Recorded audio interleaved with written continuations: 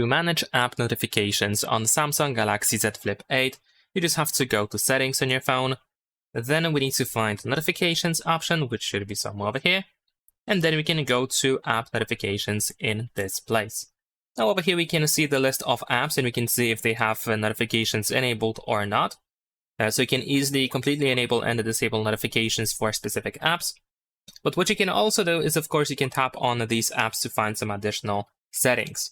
One thing that I can recommend you to do is if you go back to notifications, then over here we can go to advanced settings and you can enable manage notification categories for each app. By doing so, if you open any app from this list over here, then you should be able to find notification categories, which allows you to choose specific notifications from the app of your choice, and you can decide if these specific notifications should be enabled or not. So you might not want to completely disable notifications for an app, but you might want to disable some of the notifications that the app sends you. So of course you can manage that over here. Leave a like and subscribe.